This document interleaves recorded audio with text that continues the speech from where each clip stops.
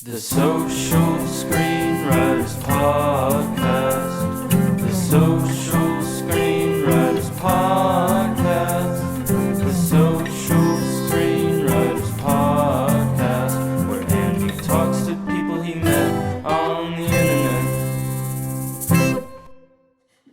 Hey there, everybody.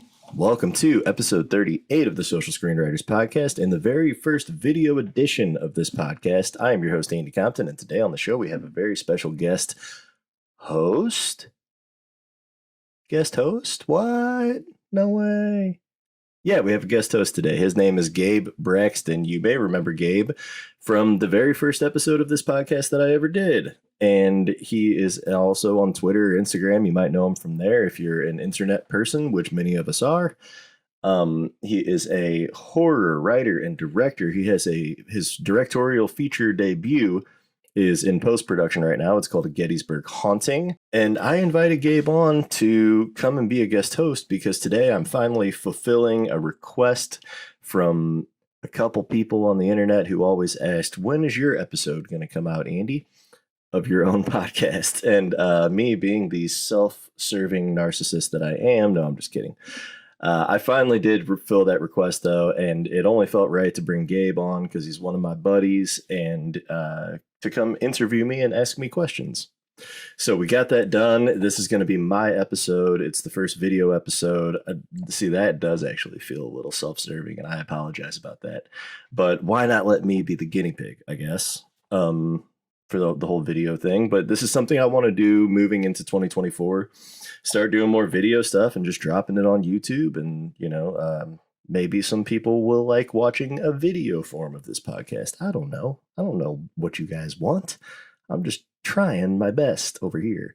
So we're going to hop into this episode in a second, but I do want to tell you, if you like what you hear on this podcast, please say something on the internet about it and tag us up at Social Writer Pod. Say something cool that Gabe said, say something dumb that I said.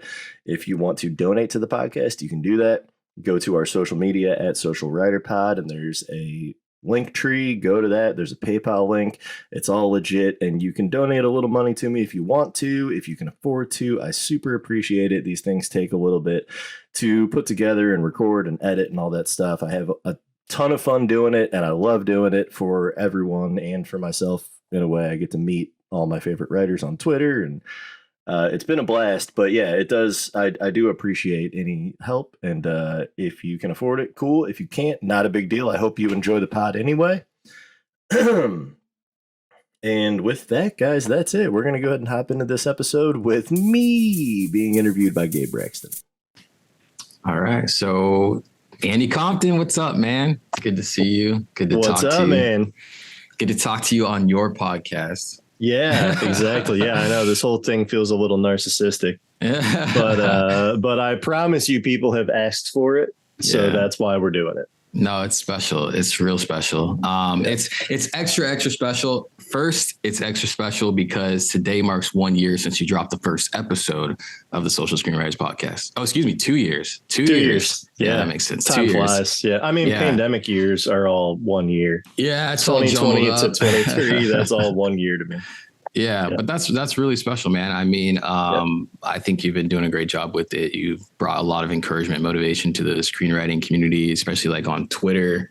And it's really cool to see everybody, tweet about it and to say that they're getting inspired and stuff. I mean, how does it make you feel, I guess? Let me ask you that. I know how it makes me feel, but first off, thank you, man.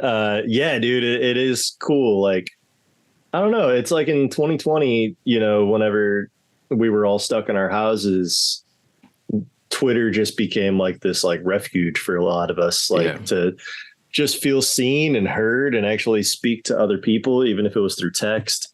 And for me, it just like caught this momentum where I was like, fucking, for whatever reason, people like, are paying attention to what I have to say. Yeah. And it turned into this thing where I was like, yeah, maybe I can, I talk too much. I've always like considered like it'd be fun to have like a radio show or something. And then podcasts became a thing. And I was like, maybe I'll do a podcast. And yeah, it's just really worked out like from day one, basically. Like, it's not like, this is some huge podcast. I don't want people to get that impression. Like, but there are, hundreds hundreds of people listening to each episode. And that's pretty sick. And I want to get it up one day to be, thousands. Yeah. I think 2 of my episodes right now are over 1,000 streams. Wow. Yeah. But yeah, it's just this thing from day one. It's been like, there's been an interest because, it's a very community focused podcast that had a built-in community. Like we all were getting to know each other over Twitter at the time. And yeah, I just got really, really lucky that people cared. Cause honestly, if no one gave a shit about this podcast and I was streaming to like 8 people every week, I would have given up because it's a lot of work, honestly. Yeah. And I don't really, I've had a couple advertisers over the 2 years, like literally a couple. Like, I remember a few. Yeah. Yeah. And it's just, it comes pretty rarely, and there's certain things that I don't necessarily want to push to my audience. Like it's that thing, of like money is cool, but like if I don't believe in something, then I don't necessarily want to push it to my audience. And it's not like something I've had a bad experience with, but it's more so like, what if I have no experience with it, then how am I going to push it? Right. Totally.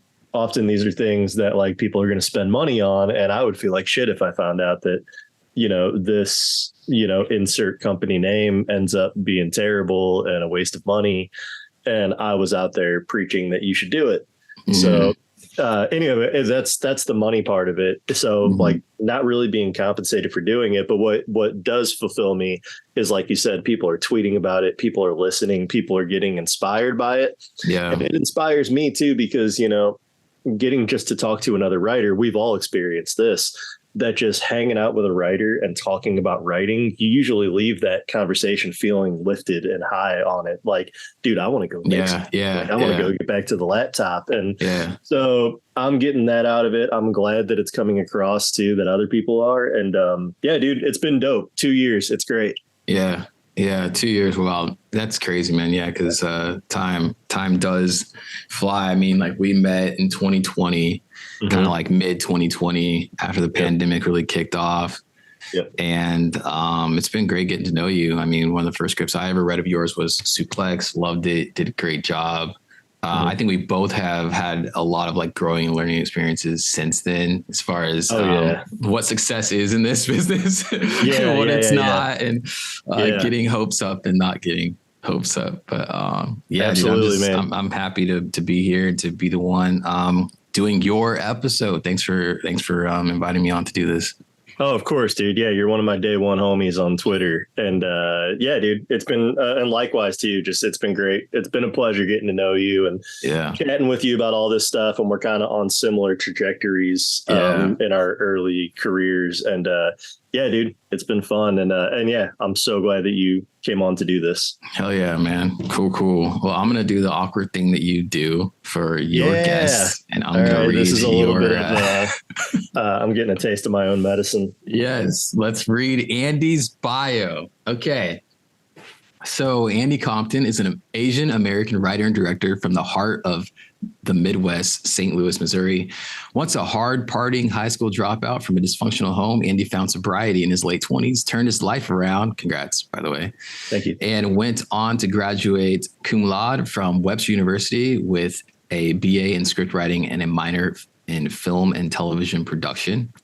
This sense of sweeping transformation often finds its way into his work, as his characters navigate small town worlds in search of their own larger than life triumphs, through which Andy balances his comedic sensibility with dramatic storytelling, shining a light on topics such as class struggle, addiction, and other dark aspects of life in the working class Midwest. During his time in film school, he wrote both of his 2021 Nickel semifinalist features, Suplex, which made top 50, and Bellyache, which is a winner of the Script Pipeline's First Look competition. In 2022, he wrote and directed Captcha, winner of Best Comedy, Best Screenplay, and the Essie Best of Fest Award at the St. Louis Filmmaker Showcase. Andy is represented by Jared Murray at Epicenter Management. So, Andy, thanks for coming onto your show. Thank you. Yeah. This is the second time I've had that bio read back to me on a podcast, and I need to shorten it really bad. And also, gross fun fact. I mean, this is most of us. I wrote that thing. So just imagine how gross that is. I mean, we all write our bios, right? We all do, yeah. You go on like Coverfly and like you read these like third person bios, and it's like, yeah, dude, you definitely wrote that. having it read back to you though is a different level of gross, because it's like, oh God, I wrote that whole. Listen to how great I am. Yeah, but that's kind of what it is. That's what you got to do. Let's add something to your bio real quick, right? So let me ask you this. I love food. What is your favorite food? Oh my God. You eat Panda a lot, 'cause you tweet about it and talk about it like on Instagram and stuff. Panda's good. I'm trying not to go to Panda too much right now. Like, I'm just like, I'm getting fat. I gotta chill out. But and it's not the healthiest thing. No, my favorite food is probably sushi. I fucking love sushi. Oh, it's such a variety too. Yeah. Like, you kind of get to cheat in saying that you love that sushi's your favorite food, because there's so many different types. Yeah. And but yeah, I love going for sushi. My recent addiction is poke bowls. Okay. Yeah. It's like sushi. I've had one poke bowl. Yeah, they're fucking fire. And then but I've always said too, though, if I was on death row, I think my last meal. I was on death row, and I murdered a bunch of people. Not on your deathbed, from being old and dying. Yeah, that's where I go. You're old, but it's your death row. If I was perfectly in my prime and was on death row, my last meal, I think, would be a bacon cheeseburger and fries, but like good, really good bacon cheeseburger and like fries, like real cut potato fries. Cool. That would be my last meal. That's awesome, dude. I will never forget that. And I think people listening will never forget that about you either. So that's great. Oh, yeah. Cool. All right. Well, when I'm on death row, I don't even have to order. They'll just be like, nah, we heard that podcast. We got you, dude. The guards. Anyway. Cool. All right, man. So let's jump into this. Okay. We're going to talk about screenwriting. So how did we found out a little bit, right? By reading your bio, you went to school. But how would you say you got into screenwriting? Yeah. So kind of a funny story for me. It was like 2014 or something. And a friend of mine hit me up one day, just texted me. I was working in the warehouse at a pharmaceutical company, very far from having a Hollywood gig. He said, we should write a pilot together, like a comedy pilot. And neither of us had any writing experience. Neither of us had comedy experience. But we were just both kind of funny. And I was like, yeah, dude, let's do it. Like, why not? That sounds fun. I was like a big fan of, like, at the time, like Workaholics and Always Sunny. And like, there was some really great half-hour comedies out. So I was very interested. And, we set a date. Actually, a little bit of time goes by before we actually sit down to write together and have a meeting. And because we don't know how to do it. This is so foreign to us. I'm like looking online, like, how do you write a screenplay? Like, what do you even do? And I ended up getting final draft, and I brought another friend in, and we were going to do it like, 3 writers on a pilot. And we go to have our first meeting, and the first dude whose original idea it was just ghosts, and he doesn't show, and he like doesn't answer his texts all night. And I'm like, what the fuck? And then the next day hits me up, and he's like, hey man, I'm so sorry about last night, blah, blah, blah.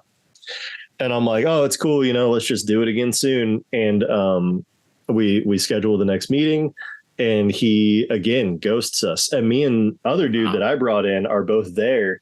And we're like, dude, let's just start. Let's like have a meeting and like really brainstorm what we want our show to be about, and all this stuff. And it's so funny. The dude whose original idea it was, I have to thank for a screenwriting career. And like, we don't even really talk that much anymore. Wow. But yeah, it's like that's how it happened. And he never came to a meeting. And but me and my other buddy, over the course of like 2 years, it took forever to write this pilot, because we would just write one day, and then we'd take 3 or 4 months off. And then one night we'd be hanging out drinking with a bunch of people, and I'd be like all drunk, like, dude, we need to work on that pilot, man. Like, let's do it tomorrow or whatever. And we're like, yeah. And then we never do it. Right. But we did eventually get it done, and it was kind of a cool concept. It was called Mourning After, but mourning like mourning the loss of someone, which I thought was a really, really clever title back then. And since I've seen like 100 things titled that, Mourning After, I swear, with mourning as mourning the loss of someone. And that was my first dance with thinking I'm super clever and then realizing 80 people have had this idea. Because it's like when you're writing a new script and then you hear a log line for a new movie coming out and it's exactly your movie. And you see a trailer and you're like, damn it. Yeah. Yeah. Sometimes it's like, oh, that is so exactly my thing that it's insane. Yeah. Like that's 100% it. But so gut punch. It was called Mourning After, and it was about a guy who loses his mom, and he was very close to her, and he's just trying to pick up the pieces of his life. And it was going to be a series, though, and he like basically, I think, what it was he was going to quit his bullshit job that he hated and go back to community college, even though he was like pushing 30. And at the time, that's where I was in my life. I was just starting community college and I was like 27. And it was, when I think back on that script, I'm like, oh, that was very much like still a me script. Like it kind of goes right in line with, the shit that I've written today. So it's been kind of cool thinking about that origin story, like when I'm just thinking about how I got here, that even from then I had a voice, like I did have a voice and I had things that I wanted to say in a certain genre and tone. Yeah. Cause it was like the shit I write now, it's kind of sad, it's kind of tragic, but it's also funny. Heartwarming, uplifting. Yeah, it tried to be. I mean, that was like the first page of that script has an opening paragraph that's so descriptive for no reason. It does not need to be as descriptive as it is, like talking about a funeral. But the opening paragraph is probably like, I don't know, maybe 12 or 13 lines with no break. It's this fat paragraph. It looks like a novel. Right. It looks like a paragraph in a novel. So like we had no clue what we were doing. Every single almost every shot, I feel like, ended with the cut to on the far right. You can format like that.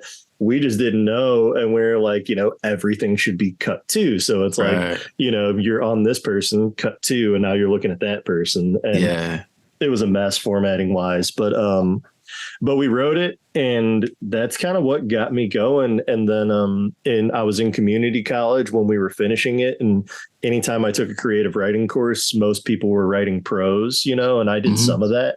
But anytime I had the option, I was like, can I write like, a screenplay, like a scene or something? Yeah. And luckily my Joe Bauman, my community college writing professor, and Jacqueline Gray, both really, really sweet humans. They're great. At St. Charles Community College. They both were super encouraging, and they were like, my background's not in screenwriting, but, I've read plays and stuff. Like I can let this kid, do whatever he wants. Like they were very cool. Like, I just think that's the sign of a good teacher. Right. It's like, I'm not going to hinder your creativity and what you want to do. I'm going to figure out how I can support it. Right. And so they did that for me. And so that's where I got more into it. And then in 2018, I was graduating community college, and I got all my general classes done, and I was going to finish at university the next 2 years, for my major. And I was enrolled at a different university than I went to. I had got accepted. I was enrolled to go into like kind of like a fiction writing program. And it's more focused on like fiction prose rather than, screenwriting. Right. And a buddy of mine got into Webster University for script writing. And that's what they call the major, script writing, because you don't just do screenwriting. You also do like writing for radio and, playwriting and a few things. So they generalize it. But he called and told me that. And I was like, oh, man, that's so awesome. And like immediately that day, I was like, what the hell am I doing going to this fiction writing program when I know I want to make movies? Yeah. And so I withdrew. I don't know if I withdrew first or if I applied to Webster first, but one or the other. Ended up getting accepted to Webster, withdrew my application from the other university. And I went to Webster University, and that's when things really kicked off in 2018. I started my film focused classes, but not until 2019, the beginning of 2019, I got into my first like real feature writing class where over the first semester, we're going to write the first act of a film. Right. And that was where the very first, like, I had tried to write this one feature before when I was in community college, but I had no idea about structure, and I was free writing. Yeah. And I wrote the same story from page 1 to like page like 35 or 40. And I would hit a wall and I wouldn't know what to do because I didn't understand like structure. I didn't understand like, the first act buildup and then how the second act goes and, into a third act climax, all that shit. Right. I didn't understand any of it. Well, it wasn't that I didn't understand it. I had never been taught it and I'd never learned about it. I hadn't read any books about it or anything. So I had tried that story. But then when I get to Webster in 2019 in this class, we're writing the first act of a movie and my professor shows us Save the Cat. And another free advertisement for Save the Cat on this podcast. It's one of 100. Right. But he shows us that, and it just really unlocked something in my brain that I was like, oh, because it's not so much the book Save the Cat, but the beat sheet. Right. Because it's this really simple like map. It's almost like what do they call that? Where those things that are like they're kind of meant to be funny, but you fill in the blanks of a story. With certain words. It's like, is it Mad something? It's like Mad. Is it Mad Lib? Mad Libs. Yeah. It's almost like Mad Libs in a way because you're just, what's supposed to go in this section and you just fill in the blanks when you're working in that Save the Cat beat sheet. So that unlocked something in my brain, the way my brain works, I guess. And that's where I started Suplex. Oh, cool. And that was 2019. Yeah. And I finished the first act in early May, I guess, whenever that semester ended. Yeah. And my goal that summer was I'm going to finish this and see it through. And I'm going to finish my first movie. And I think it was like July 2019. I finished Suplex, the first draft. And yeah, I've been rolling ever since. But like, yeah, it was kind of a long road, it took 5 years from when I first got interested in screenwriting to finish my first actual project. Yeah. So I don't think I knew that. I didn't know that story about you, starting in 2014. Cause I've heard, you had that interest in journalism, right? And then you thought that's what you wanted to do, then realized, it's not the way to go. But it's cool hearing it, begin like that, because I think that all of us have a early on, like point in our lives that are screenwriters where we kind of knew we wanted to tell stories or had like an interest in telling stories. But we don't, like, I don't reference, back when I was in elementary and I told a story about like Mario, like in Luigi, right? Like writing this like creative project in my classroom, like and feeling like so fulfilled by it. I don't go that far back when I talk about like when I started screenwriting, but that would probably be, when that interest for storytelling sparked in me. So it's really cool to hear that in like 2014, just that whole timeline of things. And it's wild how certain people come into our lives, they spark things, and then you just kind of keep going with it. And maybe they're in that point of your life for like a season or whatever, just to encourage you to do what you want to do. And it feels like, the universe and stars align for shit like that to happen. But, that's a really neat story, man. That's great. Yeah. Thank you. Yeah, cool. So, we talked about this a little bit too, like in your bio. And I think that, I'm going to go on to the second question here, which is about, how you would describe your brand. And I think your brand, quote unquote brand, is phenomenal. Like, I think it's great. And I think it is, you've won a contest by staying within this brand. And I think it's a contest winning worthy brand and image that you carry around. But I'm going to let you explain your brand in your words right now.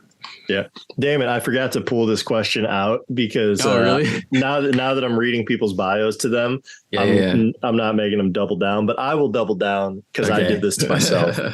My brand is basically, like dramatic comedies. I like to talk about underdog characters, usually from, the lower working middle class or lower working class. Lower class, working class. I mean, Basically, works. people who don't have a lot and are working regular ass jobs just to get by, often in the Midwest. Because that's what I am, and that's where I come from. Like I worked at Taco Bell, I've worked at Walmart, I've worked at KFC. Like just random jobs. Like I said, I've worked warehouse jobs, driven a forklift. Yeah. And I'm not saying I'm special. That's a lot of people. Right. A lot more people than people understand and even might even think about. Yeah. Right. And that's like, this is kind of a later story maybe, but it's one of the reasons I got repped was that my manager told me in a meeting, like, I think that these kind of stories need to be told more about this part of the country. Right. And I was like, yeah, that's it. I'm not writing about it because I think that these stories need to be told more. I'm writing about it because this is what I know. You know what I mean? Like I was born in Michigan, moved to North Carolina as a baby. And then by 3 years old, we planted our roots in Missouri. And I've been here ever since. 32 years. I'm 35 now. So this is what I know. You know what I mean? Yeah. And like, usually the shit that I write about is shit that I know, like Bellyache talks a lot about like alcoholism. Like I said, sober now. Yeah. Talks about parental estrangement. I had that with my real dad. Suplex is about, kids just fucking around and being shitheads. And that was me and my friends as kids, Right. And I'll say something to that too, real quick. If you don't mind, I'll interject a little bit. Because Suplex, please. Not only is it about kids fucking around, it's not like these kids are going to like water parks and like, theme parks and shit like that. Or, they're doing things that maybe, you think about like somewhere in the Midwest, out in the middle of nowhere that doesn't really have a lot going on, right? These kids are like trying to like make up their own fun and to make up their own lives to keep themselves busy. And that's what I like about, I don't mean to cut you off, but I just wanted to throw that in there because I feel like that's really important to speaking to that brand of like being in like the Midwest. And for me, that's such an obscure part of the country where you ask me to like fill in the blank of like the states and I might get a couple of them wrong. Right. Yeah. So, yeah. I appreciate that. That's a really good point. That's kind of what it is. Yeah. And that's what it is out here. It's like, I mean, honestly, one of the reasons I can't fully blame it on this, but like one of the reasons that I got so into partying as a kid is like, there's not a lot going on out here. It's like a lot of people that I went to high school with, had issues, whether they admitted it or not. And like, I mean, it even got so dark that I've lost a number of friends. I don't even think I can count it on two hands anymore. The amount of people who have died because of our partying roots, which was all fun and games when we were young. But as we got older, for some people, it got darker. Right. And that, I like talking about shit like that too, because that's been my experience with it. So like in my bio, when it says like talking about like addiction and class struggle and the darker aspects, shining a light on the darker aspects of life in the working class Midwest, that's kind of what I'm talking about, is that like, I like to show the fun aspects and the, I think that's something that working class people do well too, that I like to talk about is that even though on the outside looking in, their situation might look hard, but like, a lot of people, who don't have much are truly making the best of it and truly finding happiness where they can in their situation. And it's like, because that's what it is, like we had a really hard time in my family when I was a teenager financially. My mom was a single mom and she was fucking struggling. And I didn't understand money yet. And I was getting in trouble all the time. And like, I look back on that, like, God, I was just making a hard situation so much harder for her, but you don't know, you don't have that emotional maturity when you're a kid. Exactly. So, but yeah, it's like, but we still made the best of it. You know what I mean? Like we still had Thanksgivings and we still had Christmas and, so I like talking about that because it's what I know. And I just feel really lucky that people have responded to it. But that's my brand basically is I like to try to talk about dark subjects in a lighthearted manner. I like to make people really, really sad. I would love it if you cried at the right times when you're reading my shit, but then laugh the next second. You know what I mean? I like to do that a lot, is like really tragic and then end it with a punchline. That's some of my favorite stuff. I've had, when I was in film school, one of the best compliments I ever got was having Suplex compared to Alexander Payne, his writing. And I wasn't even that familiar yet with Alexander Payne at the time. I got into film late, man. Like, I always loved movies as a kid, but like I was never like studying directors or anything like that. You know, like same here. Like off the top of my head, I've heard Alexander Payne. I probably have watched a movie. I'm just not 100% sure. Yeah. So my late blossoming. I had to like discover his shit and really watch a lot of it. And I love it, but it's that's kind of like the lane that I'm in. I feel like is like, if I could have a career even close to like an Alexander Payne, I'm not talking about the accolades, but more like the beautiful stories that he's told in the way that he's told them, with like, sadness and comedy and deep characters and, tough familial relationships and things like that, then I will have fully succeeded, Yeah. Well, let me ask you this then, because this kind of like leads into that. Most of the people who listen to this are probably screenwriters or like within that world of filmmaking. And obviously we watch movies. So what would be a movie that you recommend that would kind of be along those lines of what you're talking about, like with your brand, and one that like just really speaks to you, that you would say, hey, look, you want to get to know me better? Watch this. Yeah, there's a few. One of them that I talk about a lot is Short Term 12 by Destin Daniel Cretton. Amazing movie about these people who work in this facility for like, it's like a short term center for troubled youths to stay, or like, just kids going through shit. Yeah. And it's really an incredible movie. It has so much heart, has so much authenticity. I feel like the way that it talks about trauma is so honest and so not like, they don't ham it up in this corny way. It feels so real and like raw. Yeah, but also like they do it in such an empathetic way, and they pay so much respect to the idea of people who've been through really traumatic things, and it's really great. But that I also use Lady Bird as a comp. I use Nebraska, which is Alexander Payne, Will Forte and Bruce Dern. It's a great movie, really small movie. It's just about characters going through stuff and working out their issues with each other that they've never really talked about, but have been under, stewing under the surface for a long time. Right. Man, there's definitely others. 8th Grade, Bo Burnham's movie. I love that just because I think it's on paper. What I try to do, and what I love about certain writer directors out there who are working in like the dramedy space. We were just talking about this for a second before we hopped on, that like, horror, you can really hook someone with a pitch and a log line. Right. Comedy, you can also, like The Hangover, that was a good hook. Right.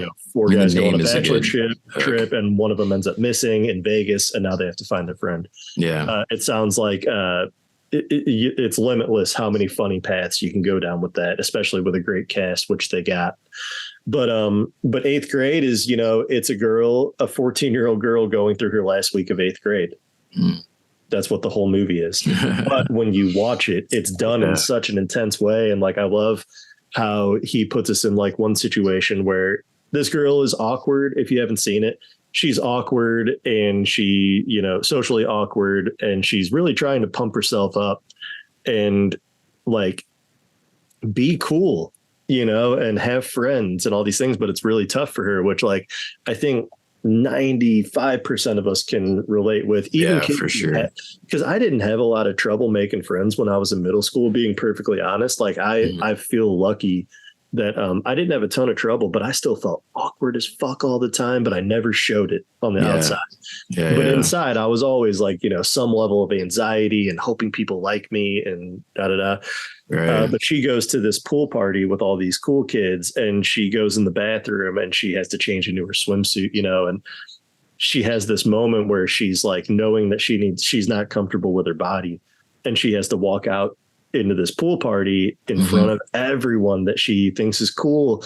And, it's just so vulnerable having to do that, when you have body image issues. And she has this moment of panic in the bathroom that's so real and so visceral. And it's like, when you stop and think about what you're watching, though, it's a 14-year-old kid scared to go out to a pool party. Yeah. But to her, in her world, which we're living in this movie, this is insane. You know what I mean? Like, this is like the biggest moment of her life. And I love that he can take such a small premise and make it feel larger than life, because we're watching on the outside like, it's just some kid going through middle school, but we're in her world in the movie. And because when you're a kid, everything that happens to you is the biggest thing that ever happened, because your slate is so small, your story's so unwritten at the time. But yeah, I think those are some comps: 8th grade, Short Term 12, Nebraska, Ace Ventura 2, not really. But I would love to write Ace Ventura. That'd be fun. But I think that's it. That's great, man. That is wonderful. The Florida Project is a huge movie for me. Okay, that came to my mind too. I fucking love that movie. That would be so good. People who listen to the pod know that too, I think. Let's jump into the process of writing. So since everyone's routine is unique, can you describe your routine, your regular writing routine? What's it like? Yeah. So, I usually, God, dude, it's always changing, honestly. Like, in a perfect world, though, I would get up every day, and one of the first things I would do is write 5 pages and then start my day. 6 o'clock in the morning. Yeah. I wish I could. And, but I don't. I'm very much a procrastinator. I was diagnosed with ADHD in 2015, and I don't take medicine for it. I probably should, but I just have concerns. I don't, I'm sober. When I was using drugs, Adderall was one of my favorite drugs in the entire world. So when I got that prescription in 2015, I was like, oh, I'm going to become a crackhead if I do this, because I can't handle the responsibility of having, I'll always just be like, I can do another one, or whatever. And I'm going to be a crackhead. So I never got that filled. And so that's always been a struggle for me, but I'm trying to embrace it and just learn how to live with it and cope with it. Yeah. But so that said, I'm very chaotic. Sometimes I write in the morning, sometimes I write in the daytime, and what should be an hour of focused writing for other people is a 5-hour session for me of just drifting over to YouTube or drifting to my phone, and then realizing I'm on my phone again and throwing it and just being like, what the fuck, dude, just focus. So I'm a little chaotic, but I have found weirdly, a lot of writers say that they don't want to write at the end of the day because they're burnt out. I get this second wind and this weird sense of creativity, I think, at night, around 7:30, 8 p.m. Yeah. And I've been kind of going with that lately. So, cool. I would say lately it's usually me at this desk that I'm sitting at or on my bed. I like to turn the lights down low, sometimes completely off. And just and then I'll wear these headphones. Yeah. Noise canceling. And I'll listen to white noise or binaural beats or sometimes just nature sounds, but stuff that's not music. And because I think one of the things with my ADHD is that I need to just I need to basically do sensory deprivation. I need to turn off all my other senses, everything around me, and just be focused on this. Yeah. And it seems to work. I feel like a weirdo sometimes, sitting in a dark room, just hunched over my laptop with no light and this sound pulsing through my headphones. But it kind of works for me. It takes me away from the space that I'm in and lets me be in the story and in the moment, because the more I deprive myself of outside of the laptop is a good thing. I try to forget that my phone exists. I try to forget that, whatever websites exist. Yeah. YouTube mostly is the bane of my existence. But that's basically it. You drink anything while you're writing? Yeah, I do. Yeah. I like to do green tea. I'm doing green tea right now. Yeah. Green tea usually it's really caffeinated. Yeah, 6 p.m., 6 p.m., 7 p.m. is like my cutoff. Like I can't do caffeine past that. But yeah, other than that, I just drink a lot of water. I used to be a big LaCroix guy, but I ended up just being like, this isn't good for my finances because I was drinking so much fucking LaCroix that I was like, if I could quit, that would be convenient. And it's just like, it's better to drink water, Yeah. So, for me, it's like a lot of green tea and water. If it's like daytime, sometimes I'll treat myself to a Red Bull. But yeah, that's it. Let me ask another question along those lines. When, let's say you're out and about, like how easy is it for you? Like you get ideas for your script, right? Mm-hmm. What's the process like for you? Like is there a certain time that those ideas come? Do you ever feel like it's almost like at an inconvenience? Oh yeah. And how do you handle that? Right? Like, how do you handle getting those thoughts down? So hopefully you have them for your session. Yeah, no, that's a really good question. So for me, they come basically for me at like any time of day. Sometimes like I often commute from where I live to downtown, and that's like 25 minutes. So during that time, I'm like listening to screenwriting podcasts or like listening to like the playlist of songs I've made for my script I'm writing that inspires me and puts me in that world. Yeah. And I'll have ideas then. And like, sometimes I'll like just pull over somewhere and write it in my notes app. Yeah. Or sometimes I'll be a psycho and be like, when you get where you're going, don't forget this. And I'll just like keep like repeating it to myself and like trying not to forget. Yeah, exactly. And then, but like if I'm at home, basically anytime, no matter what I'm doing, I stop and put it in my notes app. And then sometimes I'll put a calendar notification to say, look at Bellyache note at 8 p.m. because I know at 8 p.m. I'm not going to be doing anything. Yeah. And then I can really think about it. I do that at work too. Like I'll be like filming a wedding and like, honestly, like sometimes my boss wouldn't love it, but I'll like set the camera down and like walk behind a pillar or something and just like enter this like note that I just thought about, Yeah, and, that's awesome. Yeah. So it's like any time of day for me, but I have learned that if I don't write it down immediately, it's gone. It's gone forever. So I have to write things down.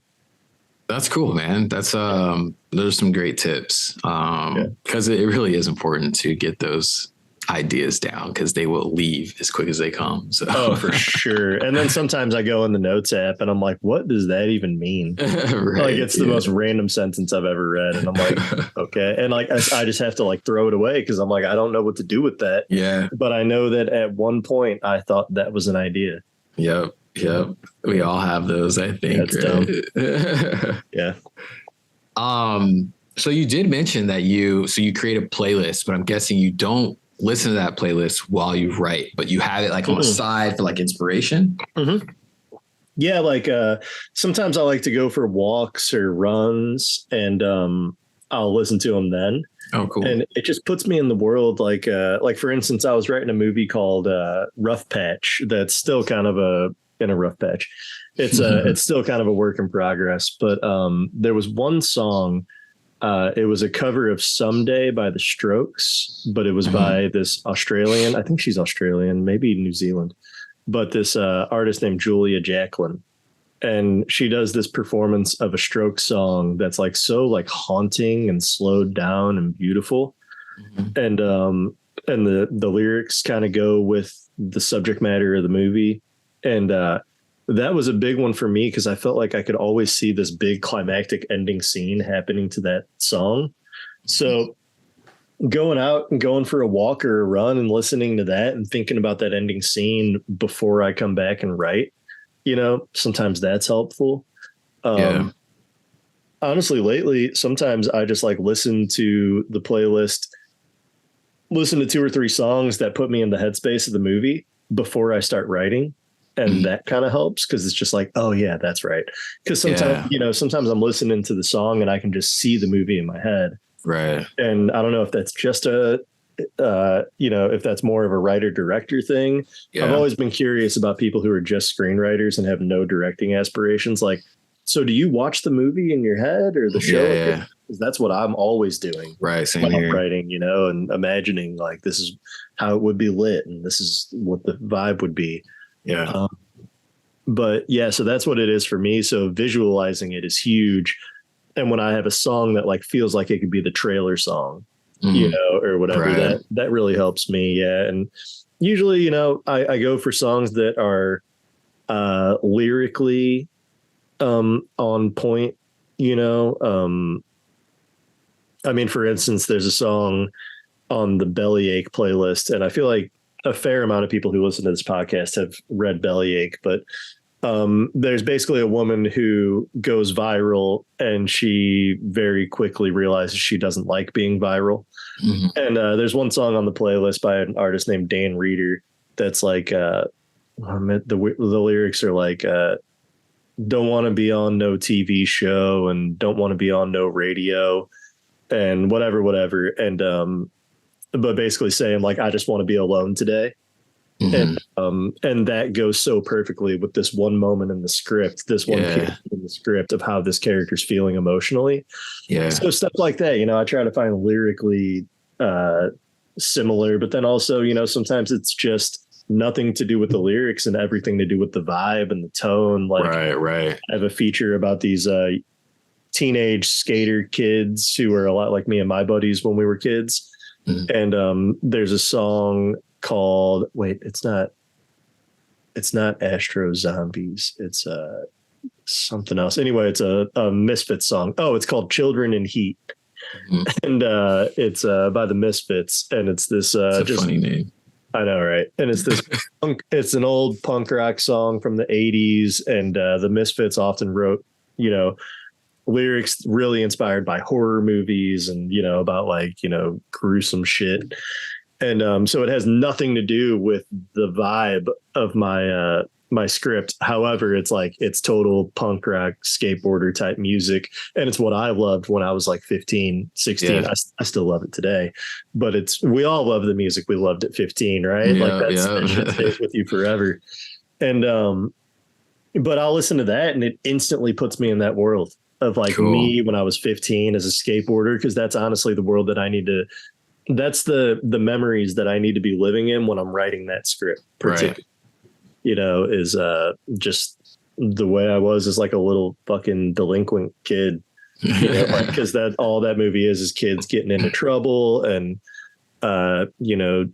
just being a little delinquent. So, that's basically the vibe of a lot of the playlists that I make. Cool. Yeah. I think really fun thing too, real quick. Yeah. Just as a big music fan, and I know you're a big music fan. It's really fun because that's art, and what we're doing is art, and it's cool finding other pieces of art that inspire you for your lane. Right. And so honestly, compiling playlists and listening to songs and like finding that perfect one that matches and stuff, it gets me so excited. But it's one of my favorite parts about the writing process, because it's all writing, and that's an early part for me, is being like, I have this script, I have this idea, ideas are turning all the time, and then going on to like Spotify. And honestly, I really hate the way streaming has screwed artists out of so much money. However, I will say Spotify makes it so easy to do things like that, to just like explore nearly every song ever made and plug the ones that you like. You don't have to go out and buy albums. I would sacrifice that luxury if it meant artists getting paid fairly and going back to buying albums, because I actually loved going to the store and buying. Me too, man. And like listening to an album all the way through. Yeah, the lyrics, the lyrics packet inside the book with the artwork. It's like, it's supposed to be an experience listening to a full album. It's not supposed to be like, oh, I like that one song. Song, and take it out of the mix. One thing you mentioned too, I think is helpful for people who are listening. Like you've had success in the screenwriting world. And basically what you're saying is you don't really have like this structure to how you go about your whole like jumping into like the routine of screenwriting. And it's good for people to know, like, I'm not saying don't try to have structure or anything like that, but I'm saying You like, should, yeah. Don't try to be like me. Honestly, I'm always trying to fix the way I am, but but you found success, right? And I think people Mm-hmm. like get overwhelmed thinking about structure at times. You know what I mean? Mm-hmm. Mm-hmm. And they could feel like they're less of a writer because they don't have structure. And I would encourage people to not think that way and to understand like we're just all fucking different. We're all Mm-hmm. different human beings and have Mm-hmm. different ways of going about things. Yeah. And the biggest thing is to get words on the page, right? Yep. However you go about doing that, that's up to you. But I think that, deadlines are your friend too. Yeah. Those are definitely helpful. Even setting personal deadlines, that's something I try to do. It really makes all the difference. Cause like, honestly, when I was really grinding and getting the most done is when I was in film school and I had no choice. Things were due. Yeah. I just read a post on my Facebook memories today that was like, what did it say? It said, editing and doing ADR for a short film, which is due in a few days, which was $10. Finishing a half-hour Family Guy spec, finishing a feature, which was the first draft of Maximo.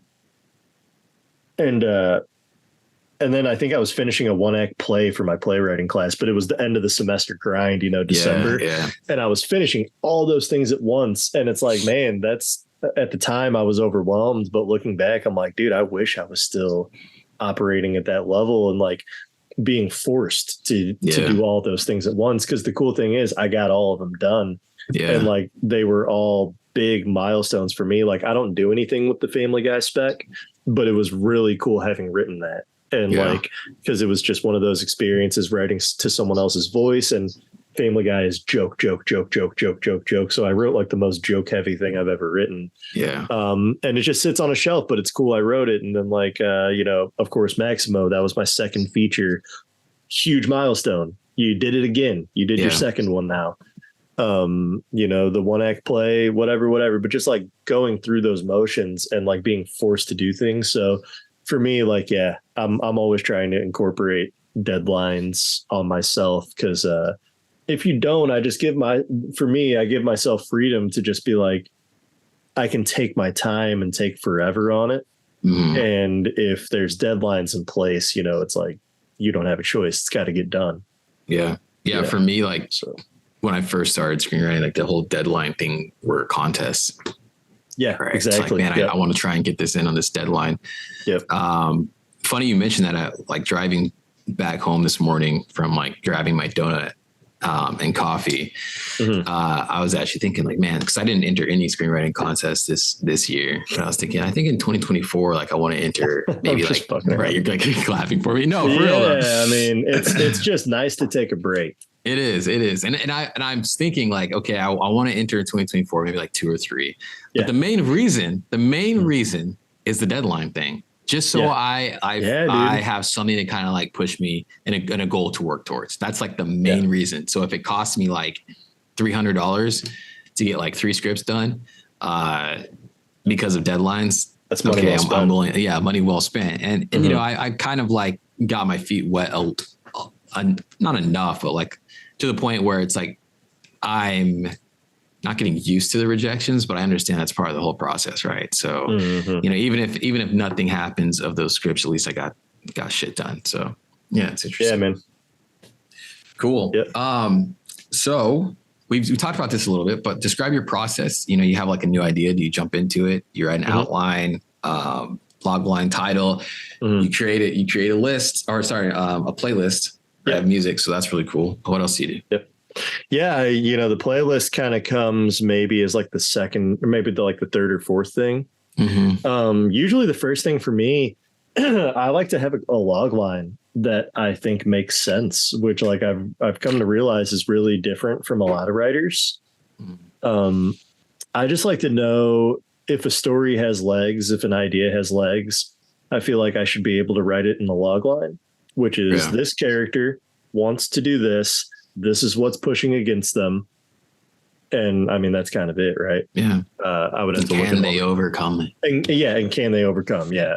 Or how are they going to try to overcome? Yeah. So like, yeah, I like to come up with a log line. I just think it's a really simple way to see if an idea has legs. And then I can kind of go from there. Like, you know, here's a predicament that I think is interesting for a movie.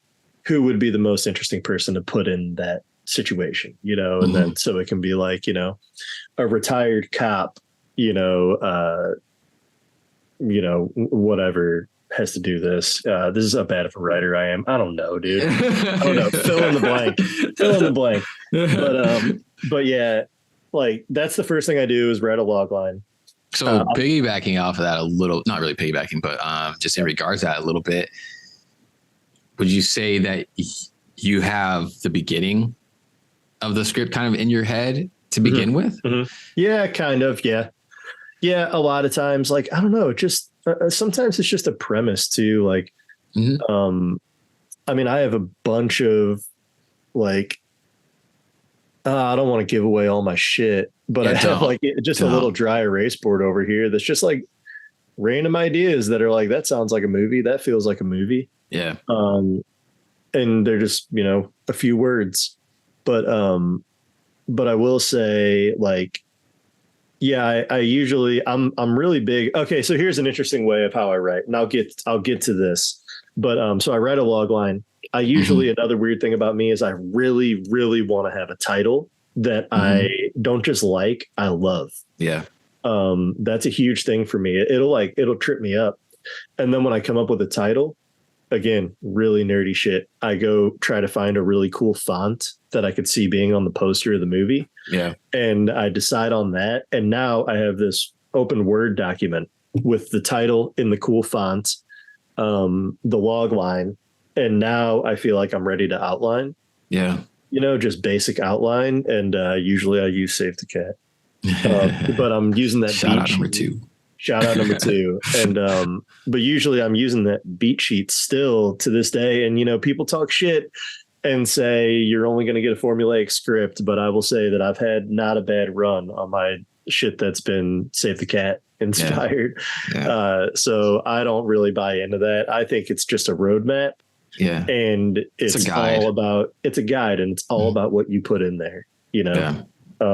But so yeah, usually I'll go cool title, log line. Now I feel like I can visualize it a little bit.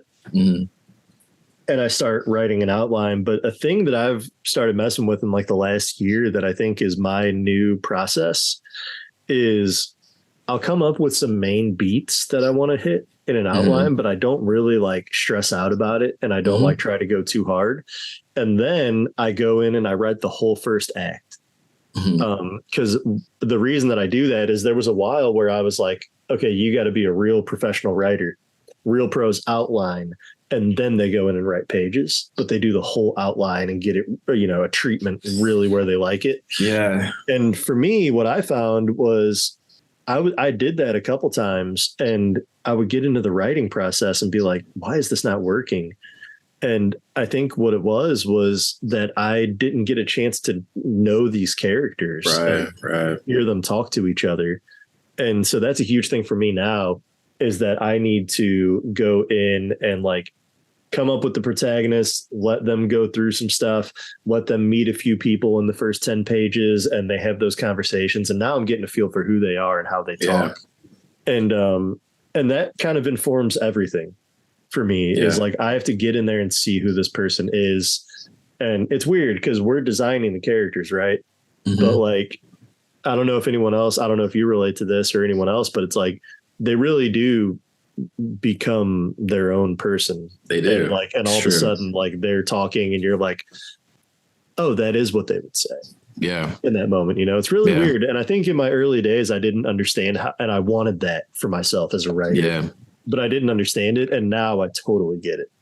Yeah. No, this is such an interesting question to kind of like dig into, because basically what you're saying is like, you'd have this outline, and then as you're writing, your characters wants to do something different than what's on the outline, right? They want to go, they want to go a different way. And if you're just so stuck on that outline, it's like you work against the flow of your story, the pace of your story, the tone of your story. and the natural feel that the story should go. Because those characters are now, like you're saying, they're coming alive, they're doing their own things and stuff. Do you have the end in mind when you're writing, or are you more fluid now? Like with, okay, I'm going to let these characters go and kind of like figure out their own ending, or like what would you say?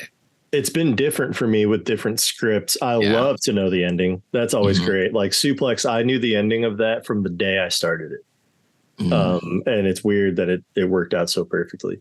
But I remember writing Bellyache. I couldn't come up with the ending in the beginning. Yeah. And I figured it out along the way. Cool. And it ended up working out. Yeah. I did the same thing for Maximo. In fact, I'm still doing that with Maximo because I'm kind of doing in the middle of a page 1 rewrite that I'm on like page like 60 of.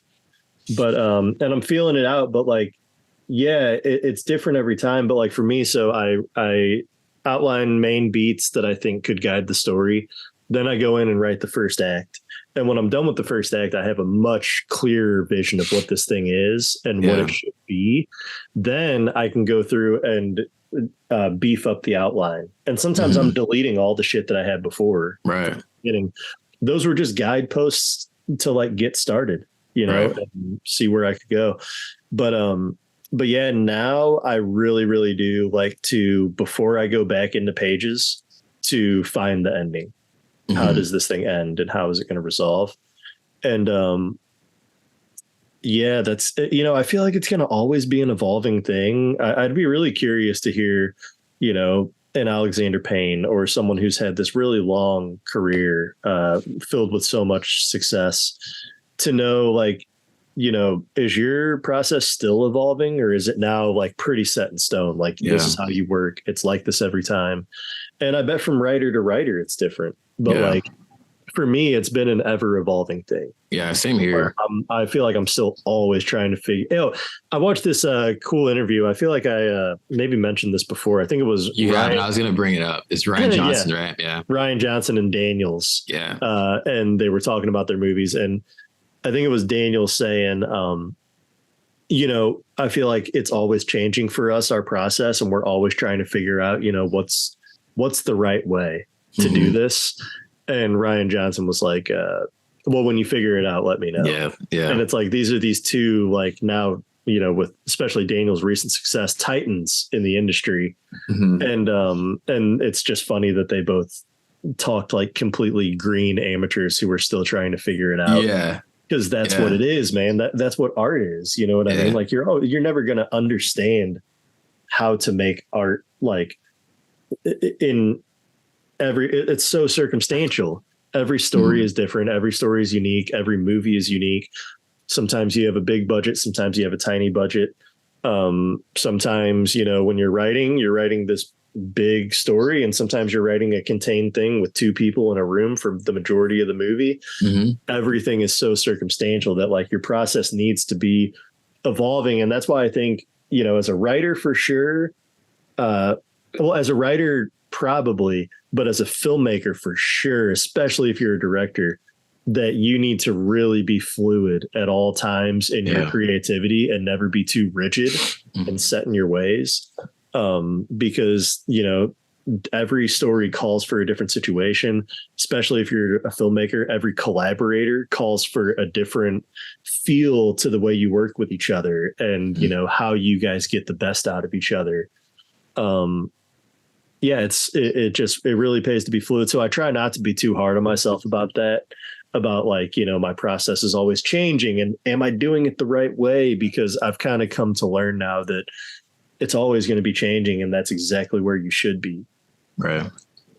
Now, so when I think about, like my writing process and there's times when, I mean, you kind of understand how I write. I usually have like some type of twist, right? Where I'm like, okay, I want this twist to like go into the end of the screenplay. Gabe Night Shyamalan. Right. Trying. Yeah. I mean, I did my Shyamalan impression on Tin Box, I feel like. Hey, it worked. It was good. I fucking love M. Night. But anyway, yeah. Yeah. And I think like now I'm starting to like understand that potentially the ending that I really want to have in my head isn't so much plot as much as it is emotion. So when you search for that ending, are you searching for a plot point, or are you searching for an emotion or a character development? Like, I feel like sometimes a plot point, and you can correct me if you don't think this is correct. But a plot point can sometimes hinder the flow of the story because you feel like you have to get to a certain, plot point, right? But if you have like almost like a character point, or like I want my character to be developed like this at this point, then how they get there is just up to however you want to, write as you're writing. Yeah. I think for me, it's always about character development. That's cool. By the end, and wanting to bring it full circle, like basically like, well, not full circle, actually full arc. But I always want, something I think about a lot is, and I feel like I might have learned this from Save the Cat. I might have learned it from some other different, screenwriting book or method. But I love to think when I start out a beat sheet about opening and closing image and how those two are going to relate to each other. I mean, I'll sort of spoil, like, Suplex, a piece of my writing that you've read and a few people have read, but it's basically about a kid who is very cowardly in the beginning. And he goes on this journey of joining this very violent, gritty backyard wrestling league, trying to find strength to leave a situation, an abusive home, things like that. But he is like cowardly in the beginning. And that's the opening scene that we get, is him trying to be strong and then being torn down and reminded that he's a coward. Yeah. But the end of the movie, the final image, without spoiling too much, it's just very clear that this dude did everything he possibly could to overcome that cowardice. Yeah. And he is laying there a new man. Yeah. You know what I mean? And he's ready to face the world no matter what it brings. It can't be worse than what he's endured in this movie. So I think about stuff like that a lot when I think about like how to end a movie. It's definitely, I mean, plot point matters, like in that movie, you could say that the ending is like, they go through this wrestling movie. And at the end, of course, you give the audience what they think they're going to get, the big fight, the biggest fight of the movie. And I think as a viewer, this is just me personally, I would be upset if I got deprived of the big match at the end of a wrestling movie. It feels like you need to get it. It's like Rocky, I've always thought of Suplex as like Midwest's lower class Rocky. You know what I mean? Rocky himself was lower class too, but very Philly. But this is like the Midwest rural version of that. It's backyard wrestling. It's backyard wrestling. It's not boxing. Yeah. But yeah, like, so I think about that a lot, about the change, and also the emotion is a huge thing for me. I think that I always think, I want everything that I ever make, I want it to end on a big emotion, no matter what the emotion is: sadness, despair, joy, happiness, laughter, whatever. I want it to end big. And that's something I really focus on. And also a thing that I really focus on in writing, but also filmmaking, especially, this is more so filmmaking, I guess. But, I heard this early on and it's stuck with me, is that like, if you make a 90-minute movie, you can make a movie that is really, really good for 80 minutes. And the last 10, it kind of, it misses the mark. People will always remember your movie as a bad movie. Because you left them disappointed. On the contrary, you can make a movie that's 80 minutes of like, I feel like I've seen this before, and like, it's fine. But the last 10 minutes are something they feel like they've never seen, or like you hit them with this like huge emotion that you're like, wow, that really came together in the end. People remember it as a good movie. I'm that way. And I'm more likely to rewatch your movie if it was 80 minutes of like, I've seen it before, 10 minutes of amazing at the end. I'm more likely to watch that than you made this really cool movie that sucks in the end. Yeah. That will make me not want to watch a movie again, because it's such a letdown at the end. So I really try to carry that. And, maybe not everyone's like that, but that definitely speaks to how I am as a viewer, as an audience member. I'm definitely like that as well. I had two movies for both of your examples that came to mind. But yeah. Cool. By the way, my camera died in case. Oh yeah. We never addressed that. Yeah, we never addressed it, but like in case I'm at a different angle or whatever, for the video. But yeah, so, I wanted to ask this question to you because you write and you direct, and along the lines of like process and whatnot, you don't have to go too deep into it. I know that directing has definitely changed kind of like my writing process. And I kind of want to know how, like knowing that you're going to get something made or making your own stuff informs your process.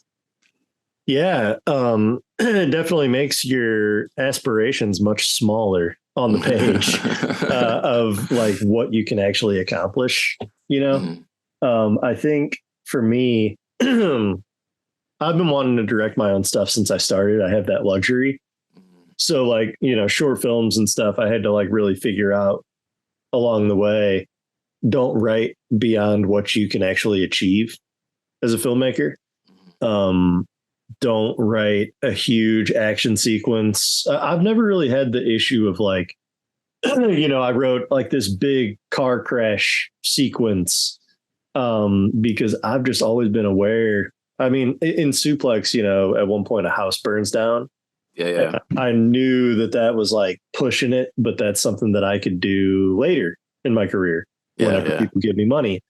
But doing that on my own, it would be pretty tough to figure out. And like if someone gave me like $100K to do the movie, I might need to alter that scene, to where I'm not actually burning a house or a section of a house down.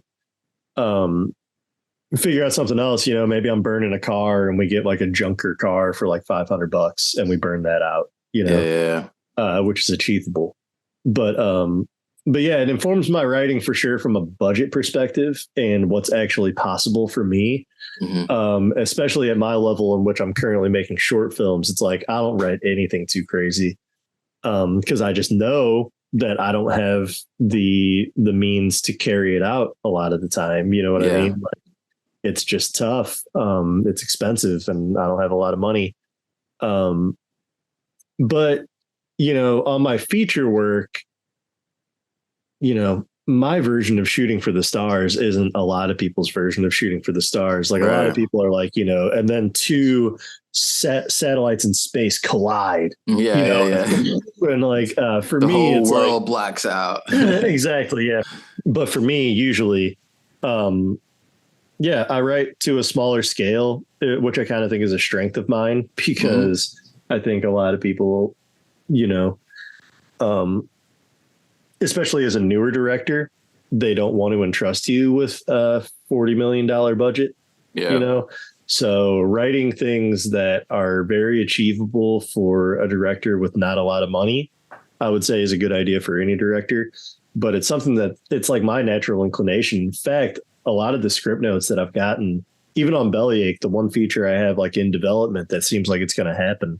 Some of the earliest notes I got on it are, how can we make this bigger? You know what I mean? We actually, I know. We actually injected things into the movie that would make it more expensive and make it bigger. And that was their call, not mine. So like, my natural inclination is to write small. Yeah. Cool. So on average, how long do you think it takes you to knock out a first draft? Oh God. I think we've kind of heard this answer a little bit. Yeah. I feel like I've answered it on other episodes. I'm a slow writer, a notoriously slow writer. Again, when I was in film school, it was great because I had to get it done. Yeah. But for me, I would say like a feature, it depends on what I have going on. Like, for instance, this year, like I've talked about it a lot on the pod. I directed 3 short films. And I was a producer on a 4th. Yeah. It was a lot of work, dude. Yeah. A lot of pre-production meetings, a lot of just everything that goes into it, and then like trying to get them at least started on post. My writing definitely took a hit this year because of all that, but like my manager is cool with it because he's like, I see you hustling. Obviously, it's not like you're sitting doing nothing, and that's why we're not getting a new piece of writing from you. It's like, we know that you're out there grinding on this other thing. So that's been cool. But like, if I have nothing else going on, I would say, from idea conception to finished first draft, 3 or 4 months, probably, if I have nothing else going on and I'm just really focused on that. Yeah. Cool. I could probably do quicker again, but only if I was under the gun. Like if someone paid me, a good amount of money and said we needed in 8 weeks a feature, I could for sure do it. I could definitely do it. Yeah. It would just be probably not my best work. And, but I can do it for sure. The reason that my writing takes so long, I think, is I'm really bad about wanting the first draft to be perfect. And I have a lot of trouble moving on from a scene that I'm writing. Yeah. If I'm not like, that feels great. Yeah. Like that feels really good. And I feel really good moving on. And a reason I'm like that, I think, is because I feel like what you write in the previous scene, informs the whole rest of the movie. So I have a hard time, dude, just being like, yeah, that's fine. Like kind of writing like placeholder scenes. Yeah. I always want them to be like in the best shape they can be because they're going to inform the rest of the movie. And, I think that's part of what takes me so long, is just being too much of a perfectionist early on. But, who's to say too much though, too, because I think everyone has their thing. And like, some people, more power to you if you write like a first draft where you're like, oh, I know this isn't great. Like I'm fully aware of that and I'm fully okay with that. Yeah. I'm going to beef it up later in the rewrite. More power to you. But for me, it's like, it's just how my brain works. And I've kind of come to accept that, because I think I would do more harm to myself by trying really hard to change how I'm going to write. Like, and like I said earlier about being fluid, like I've definitely tried like many different ways of doing things, but this is so natural to me to be a bit of a perfectionist in my early draft that, I don't know, man, I feel like it works. It just takes a little longer. That's all. Yeah. But I end up coming out with a first draft that feels more like maybe like a second or third draft from other writers who kind of just push through. Yeah. Yeah. And that's fine, because it's like, I bet you timeline wise, we're probably on a similar timeline anyway. Yeah. Yeah. I just take a little longer on the first draft and I catch up with them later. Who knows? Maybe. I don't know. But that's why I'm a slow writer. So yeah, like, 3 or 4 months, sometimes longer. Depends on the project. Sometimes things just come out quick. Yeah. And it's amazing. And then sometimes things are a little harder. Like I said, Maximo, I started that as my second feature in the beginning of the latter half of 2019. After I finished Suplex, I went back to school in the fall. That was the feature I wrote. I wrote the whole feature over the course of a semester and finished it, but I just never loved it. And I've gotten a lot better at writing since then. Suplex was one of those kind of magical scripts that just came out like damn near fully formed in the beginning. Yeah. I've definitely rewritten it as I've gotten better at writing, but like a lot of what is there was there in the beginning, which is pretty crazy because my second effort Maximo was not as complete, but I'm finishing Maximo now, 3 years later, 3.5 years later, I'm still working on that script. So, sometimes they take forever to get where you want them to be. And that's just what it is. I think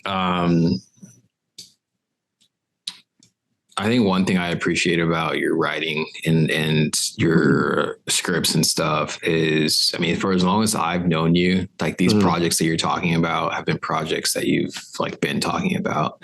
Yeah. And some are more developed than others. But what I really appreciate is it seems like you're aiming for quality over quantity. And when you have like an idea, you kind of like stick with it and work with it, and maybe you take a break from it, but you come back to it and try to get it to where it needs to be. And I think that that's important. Sticking with the story. I think even when you get up to the level of working with producers, you know, you're going to have to stick and work really hard on one story. And I think that obviously, you know, you focusing on those stories kind of puts you in a position to be able to do that and understand what it takes to make even, you know, like big tweaks to a story to even like the slightest tweaks that just make it what it is and makes it better. So I don't know, that's really cool. Thank you, man. Yeah. And that's so true, dude. Like anyone, if you haven't been through development yet with like a producing team, you will have to rewrite your script so much. It's just how it goes through development, you know, like this person joins, they have notes, this person joins, they have notes, and it just is what it is. And that's the story of most movies. So yeah, you're right. You really have to get resilient, and the script is like never done until it's done. Okay. So when your first draft is complete, right? So you complete your draft after 4 months, which technically isn't the first draft. It's what we're like figuring out, right? It is and it isn't. Yeah. Yeah. So what do you do with it after that? Do you send it out? Do you hoard it? Do you keep it to yourself? Do you lock it away in a closet? I usually try to find some. I usually try to find some trusted readers, a few people to take a look and give me some notes, maybe. I have a couple friends who will do that. You know, you've been one before, but that's usually what I do early, you know, and then it used to be that I would try to get it in contest shape and send it to contests, but I'm not really entering contests anymore. So, now it would be, you know, I might have a couple people look at it. But again, if I'm confident in the first draft and really think it's quite good, which like, honestly, usually I am, because I took so long on it, you know, that I feel pretty good about it. I'll just send it straight to my manager too. Yeah. Get some thoughts from him and, you know, them really, because it's kind of a team of managers at Epicenter and everyone reads everything. Yeah. I'll get thoughts from them, and that's pretty much where it is, you know. And then I'll go into the rewrite phase with all of my notes and see which ones I like, which ones I don't like. Do a rewrite, and then you know, with any luck with my manager, hopefully we're taking it out. Yeah. You know. Yeah. Cool. Yep. Just, you know, to kind of go into that a little bit, like how do you like having, you know, a manager to be able to send your work to? I mean, does it feel more guided, you know, like the process? Yeah, definitely. Yeah. And I got to admit too, my manager's pretty cool. Like I've talked to some friends who their manager is like very, very like particular about like what they should write and what they shouldn't write. And here's like kind of where I think your voice would be best suited right now based on what kind of things are actually being like greenlit or like whatever right now. Yeah. I've just heard a few people talk about their relationship, their conversations with their managers, and, I'm sure that their managers are doing great. In fact, I know for a fact for a few of them, their managers are doing great things for them. So much like writing, there's no one way to manage either. And, but one thing I really like about my manager, Jared Murray, he's very cool about like, you know, I'm never going to tell you not to write something if you want to write it, if you think it's a good idea. And, you know, we've had that conversation, but then also I think he just trusts me that like, you know, I'm kind of writing in a little bit of a unique space, you know, these kind of smaller stories about, you know, it's set in the Midwest and working class characters usually, and like put in, you know, dramatic situations. then I think he understands kind of what I was saying earlier. You know, a lot of times like dramas and dramedies, it's not always the log line that's going to hook you. You want to have the best log line you possibly can, no matter what genre you're writing in. You want to try to find a strong hook, but not every movie in those genres has that. You know, they don't have that, like, you know, A Quiet Place, like, you know, aliens come to Earth and they hunt based on sound, so the world is forced to live in silence. Yeah. That's an amazing log line. You know, immediately you want to see that. My shit, you don't want to see right away. But I think he understands that, like, it's usually in the writing for me that, like, you know, hopefully, and some of the feedback we've gotten is the writing is so good. So I think he's like pretty cool about not judging a book by its cover and being like, go write it and we'll go from there. Yeah. You know what I mean? Like, let's see what you got first. And yeah, it's been going really good. And then, like, I mean, as far as like having a manager to get you out to the industry, it's been absolutely invaluable and like just honestly incredible for me. Yeah.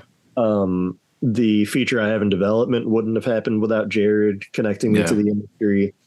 I took like probably like 25 or 30 generals in 2022. Nice. Before, you know, all the shutdowns this year. But I took like a bunch of generals, dude, and at like some companies that like I can't believe they even wanted to meet with me.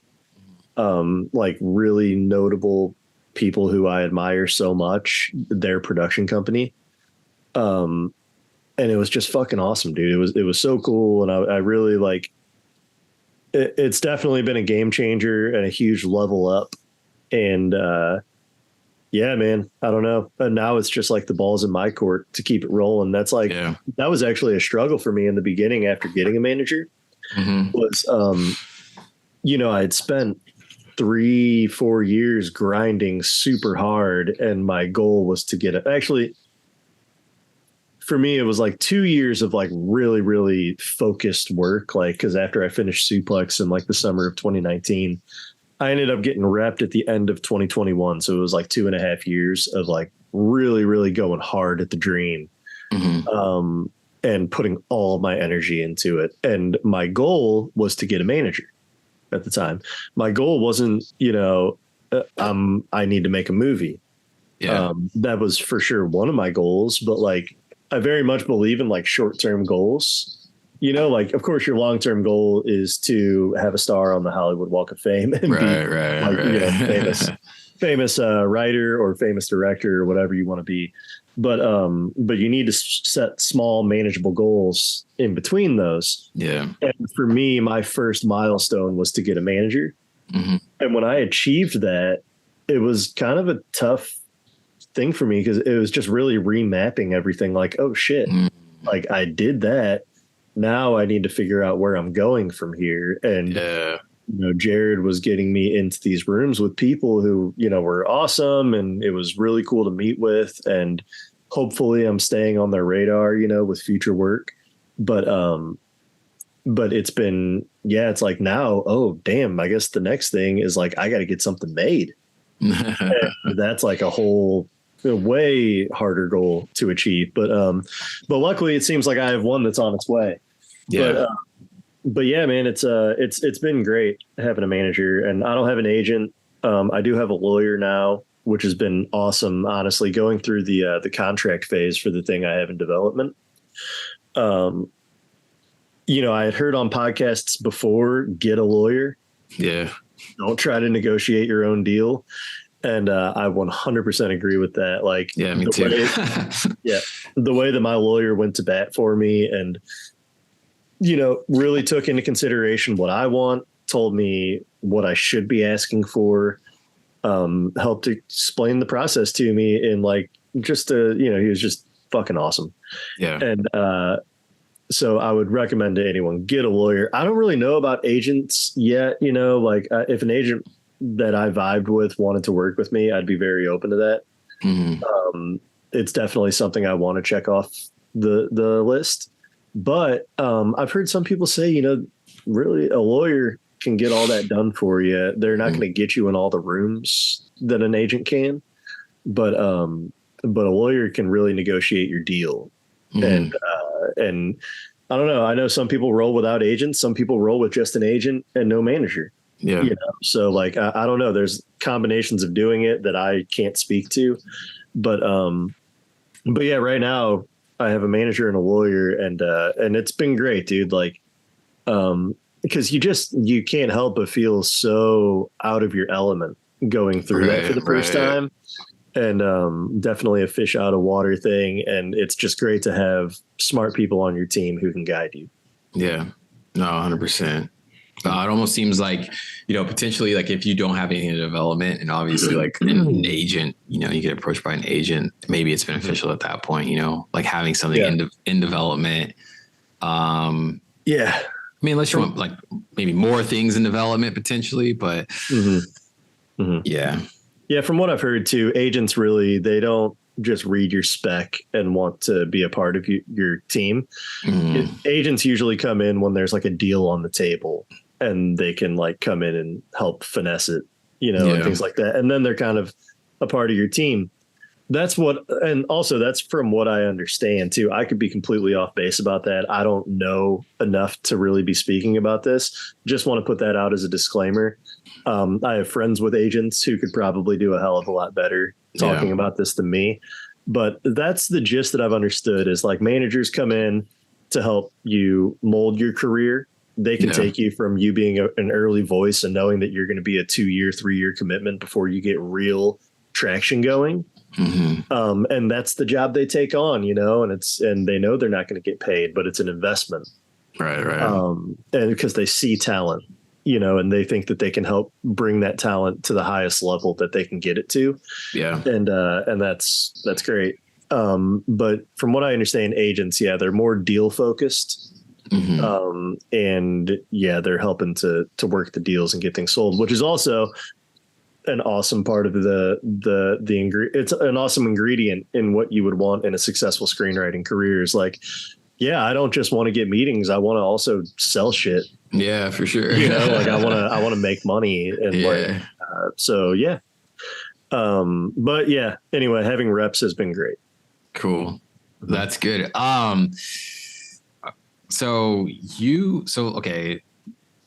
You kind of hit, so you have placed in the nickel, right? You've won script pipelines first look contest, right? You've landed a manager, right? Yep. That's like the trifecta for like entry level screenwriters, right? Yeah. I got you know what I mean? It's sure. Like, it's kind of like you kind of hit all the points that, you know, when you first start screenwriting, you start entering these contests that people like, those are the points that they want to hit. I guess, how does it feel? You know what I mean? How does that feel to have hit that trifecta?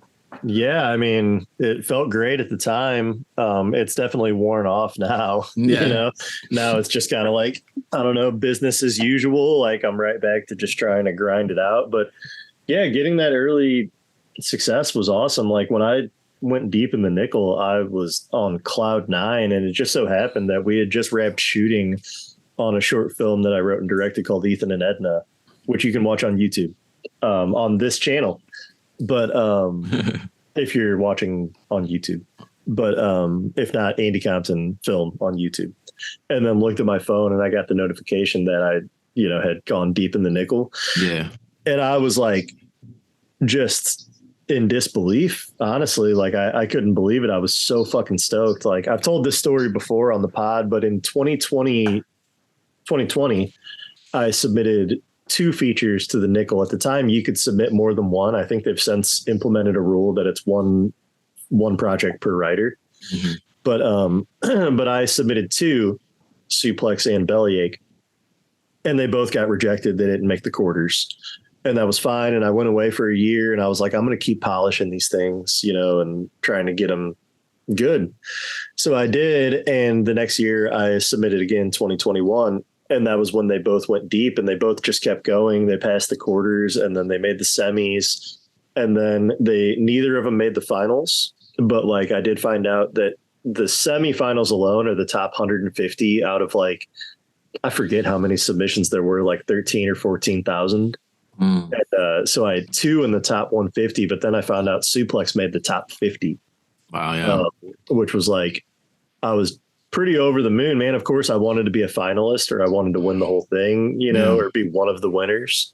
But it was pretty dope. And then I came to find out that being a semifinalist goes a long way. Yeah.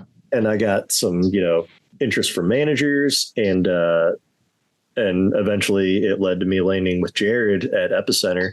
But yeah, man, I was feeling good. And then, shortly after, I found out the week of Christmas 2021, before Christmas though, that I had won Script Pipeline. Matt from Script Pipeline called me, and I was like, what the hell? At first I was psyched because I didn't know what the call was, but on my phone it said Los Angeles. And anytime I get an LA call, I'm like, here it is, baby. Yeah. It's Spielberg.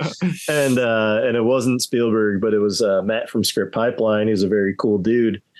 And he told me that Bellyache won. Yeah. It won the drama category of First Look. And I was like, holy shit. And it was so ironic because I was entering contests for 2.5 years trying to get a manager. And then I signed with Jared, I think like 3 days before I found out I won Script Pipeline. Yeah. So it was like when I was like, all I got to do is win a contest, and then that's all I need to do. And then I signed with a manager, and 3 days later I win my first contest when I don't really need it anymore. Yeah. And like, I kind of laughed about it with Matt, and he was like, no, dude, we can still do other things to try to help you. I'm like, and they probably tried, but it's like a lot of times what you're doing for people who win a contest is finding them reps. Yeah. And it was like, I kind of already had that solved, but I did get $2,500 for winning that. Awesome. So that was sick. But, and like a cool, like plaque. I keep it. I have like a storage thing above me. I keep it in.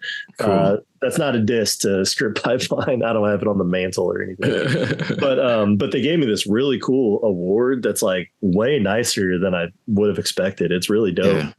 Yeah. And a bunch of like, a mug that says like, winner of 2021 Andy Compton with Bellyache, and like just a bunch of cool shit.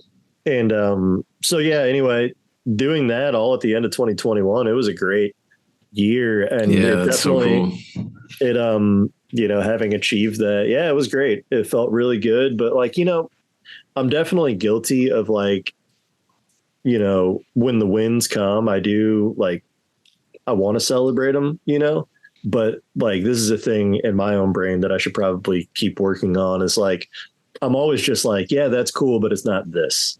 And that's what is next. And that's what I need to focus on. So for me, it was like, I definitely was happy to, do all those things at the end of that year. But it was like, all right, what's next? Because like I don't have a movie that's like been released theatrically, and that's what I want. Yeah. So yeah, I don't know. It was cool for sure, and I'm definitely proud of myself, for all these things that have happened so far, because it all came from hard work. Just like for all of us, all of our wins, they come from really, really hard work and dedicated work. So I'm definitely proud of myself, but I'm always looking at that next thing that I need to do. Yeah. I think a lot of creatives are like that in general. You do something great. Mm-hmm. You think maybe you don't even think it's great, right? But other people think it's great. Yeah. Because you're thinking about the next thing. And I think at times, sometimes that's almost like a good thing, because it keeps us being creative. It keeps us being innovative, and it keeps us like striving for the next thing, as torturous as it is. Yeah. Because you don't necessarily feel satisfied. There's it's kind of like a double-edged sword, I guess you could say, right? There's probably like a good side to it. There's also the bad side, because you do need to feel like content with your progress. But I understand how it can be difficult. So we're talking about, kind of like the highs and the lows of it, of the whole process, of the whole screenwriting career or attempt to land one. Not even just highs and lows. I mean, it could be highs and just reality, right? Because I think it's not a low realizing you have to go to your 9 to 5 job. It's more just like a reality, you know, reality. Yeah, for sure. So some days it feels like a low. Yeah. So there's these highs and these lows, and then there's these highs and these realities, and you know what I mean? And I think something that's important, you know, that is almost like a needed for a baseline for anybody is something outside of screenwriting, like hobbies and stuff. So what do you do for your, you know, for hobbies? Like, what do you like to do? I always feel like such a dork asking this question to my guests. Like, you know, what do you do for fun? But it's important, man. It's so important in this career. Yeah, it is. It's so important. Yeah. For me, you know, I like to skateboard. I've been skateboarding since I was like 12 years old, on and off, kind of in my teens and 20s. But like, you know, there was a point where I was like there was multiple points where I was like real serious about it and really thought that I was going to go somewhere with it. Never got over that hump. But like, I've always loved it. And in fact, I'm still kind of nursing a sprained wrist that I suffered last week because I'm getting old. I fell on the smallest thing at the skate park. I ate it. Yeah. And like, dude, it's always the small things. Dude, all my weight went down on my wrist and like bent it back. And when I got up, my whole arm and hand was numb. Yeah. And I was positive it was broken too. Like I didn't look at it for a second. It was just throbbing. And then I looked down and it was all in one piece. I was like, oh, that's good. But yeah, skateboarding, I've loved my whole life. Music, I've loved my whole life. I still, you know, play guitar, play drums. Not as much as I'd want to, but, you know, still very much a part of my life. Yeah. I watch movies, you know, I love comedy. I try to keep up with that stuff. You know, I try to run, you know, often. I'm actually getting an exercise bike soon, and I'm kind of hyped about that because like in the winter, it's pretty hard to go running. Like, brutal. Dude, it's brutal. Like, you know, I like that I'm not like dying of sweat like in the summer, but even just breathing in the cold air, dude, it can be rough. So yeah, I'm hyped to have like an indoor thing I can do to still get cardio in. Which I need to get back on track with. I was so good about working out consistently before the pandemic. And I got so fucking lazy and like doughy during the pandemic. Like I got fat, but pretty sure like almost everybody did. That's why I'm not hard on myself about it. But it's like also we're a couple years removed. It's like you should be figuring that out, bud. But yeah, I like that. You know, I hang out with friends, not as often. I've become very much like a recluse in being sober and being like really driven towards this like film making goal. Yeah. Like I find a lot of times I'm just like, instead of like going out, I'd just rather like stay in and like try to get some stuff done. You know, writing wise or editing wise, or sometimes it's doing this podcast. You know, definitely I feel like, and also I think as you get older, it's just natural, you know, you're not hanging out with the boys as often. Yeah. You know, but it is what it is. But yeah, that's basically it for me. Cool. Yeah, dude. Skateboarding is good. I mean, you get the exercise in with skateboarding too, you know?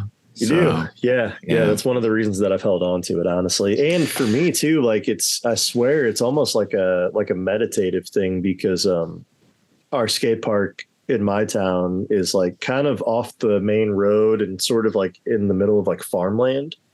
So when you get out there, you're really kind of in the middle of nowhere a little bit. And, when I have this theory, like when I'm trying to land a trick or whatever, when I'm just skating, you have to be 100% focused on that or you're going to fall and fuck your wrist up. And so for me, it's like all of this film stuff and screenwriting shit that dominates my mind for most of the day. Yeah. When I go skate, I can just get away from it, like truly get away from it. Cause like if I go run or go for a walk or something, I'm still thinking about it. In fact, that's like my time to hyper think about it, about, you know, the script I'm writing or like, you know, here's what I need to do this week or whatever, all film related stuff. But when I'm skating, I literally can't think about that or I'm going to eat shit and fall and get hurt. So like, I kind of love it for that too. It's like a little bit of like a forced meditation session where I don't think about film at all. That's cool. And that's needed, really. It is. I mean, you think it's really productive to just always be grinding, always be thinking about it. And I don't think that that's 100% true. No, it's really not. Yeah, it's unhealthy. But I think as like, as filmmakers, it does just naturally dominate a large part of our brain. Like you going throughout the day, like eating dinner, you're like thinking about a dinner scene or like whatever, like, it's just like my brain naturally goes to it because I'm so obsessed with it that like, you kind of have to force yourself to turn that off. Because also if I've been in stages of my life where I'm really into meditating like every morning. And even then, dude, it's like, I'm not meditating for 20 minutes. I'm thinking about a screenplay for 20 minutes and then realizing and trying to push that thought out, but like also letting whatever thoughts are going to come. I'm not good at meditating, dude. It's hard. It is a difficult thing to do. I do really love when I'm doing it consistently. I swear I can feel a difference. Yeah. That's cool. Yep. You hear that, everybody? So start meditating. I'm going to put out a meditation podcast here soon. ASMR one? Yeah, I could. I have a decent mic. I have a Blue Yeti. It's like $100. It's not that decent, I guess, but it's okay. Cool. So what's a recent accomplishment that you're proud of? And you already know. Okay, go ahead. No, I don't. I was going to say, I always feel a little corny asking this one too. They feel like such like remedial questions to ask grown ass people. Like, so what are your hobbies outside of the screenwriting? And like, I mean, that's fine. That's like a dating question almost. Yeah. But what's something you're proud of? Like, tell me about that. It feels a little corny, but for me, let's see, something recently that I'm proud of. Yeah, and like it could be screenwriting, it could be not screenwriting. Yeah, filmmaking. Like a lot of people try to not give me. Yeah, I mean, shit. I got kind of two. One of them is that we just closed a deal on the feature that I'm going to be hopefully making. So that's a huge accomplishment. It's a huge milestone. But like again, I try not to celebrate that shit because it could all fall apart tomorrow. Hell yeah! Like, we need to get to set and start making the movie. Yeah. And actually we need to wrap on the movie. Yeah, exactly. We need to get it in the can. I'll tell you what, I will very much celebrate whenever we get it in the can and it's done, because that means I also wasn't fired mid-movie as the director. So that'll be good. But so that's a huge thing. But also, I talked about this on the pod a lot, but this year, me and some friends, we made 4 short films together.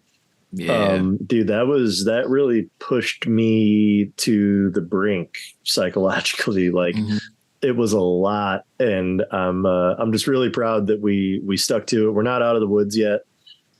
Need pickup shots on 2 of the movies that are pretty small though. But 2 of them still need pickup shots, and we're still going to score it and all that. I will say the rough cuts are assembled for all of them, which is good. Yeah, it's great. But yeah, we're chugging along on that, but just the fact that we did it, and it was a lot of work for everyone. But I would say that's something I'm really proud of, is just grinding it out and making an absurd amount of short films. And really what was from April to now. So, not even a full year. Dude, good job. That's great. I mean, I've been, kind of watching it from afar. Obviously, we talk when we can and stuff, and hearing about just your progression with all that stuff's been awesome. So thank you, man. Well, I mean, likewise, I'm proud of you too for doing that shit. It's fucking tough. So good job. Thank you. Yeah. And likewise too. I mean, you had a killer year. Yeah. Thanks, man. I appreciate it. Yep, for sure. For people that don't know, Gabe just wrote and directed his first feature film, A Gettysburg Haunting, and you guys are wrapped. Yeah, we're wrapped, and it's in post now. It's going through the edit process. Thanks for shouting it out, man. Absolutely, dude. No, I mean, like, it's such a fucking massive accomplishment, and I'm proud of you. And thanks, man. Yeah, it's been this cool thing. Me and Gabe have had this internet bromance going on for like 3 years now, and it's just cool, man. That like we're not just like stagnant. Like both of us are like continuing to do new things and progress. So yeah, dude, it's been awesome to see. Yeah, it's fun. It's fun, and I mean, to encourage everybody else out there too, find people who are working hard and kind of, create a relationship with them and stick with them. It's really fun to see careers grow. Okay. So, what would be a few words of advice, to your fellow screenwriters out there, and especially those getting, started, those entry-level screenwriters? Yeah. I would say be authentically you from the get-go. That's good. As hard as that is, because we all like mimic our heroes in the beginning to some extent. But I guess what I mean by that is like, what's your story? What's your point of view as an artist and a creative? Try to lean into that from the earliest stages, and your first script might just be your Jurassic Park impression, and that's completely fine. That's normal. But as you progress, really try to dig into what makes you unique, because that's the thing that's going to get you far. No one can tell your story like you can. No one can speak from your point of view like you can. And that's the most interesting thing about art, is hearing a creative's unique point of view. And when someone has a unique point of view, it's leaping off the page, and you can feel it on every page. And it's like, oh, this person's different. Like, this writing is different. I would say that be authentically you, work hard, don't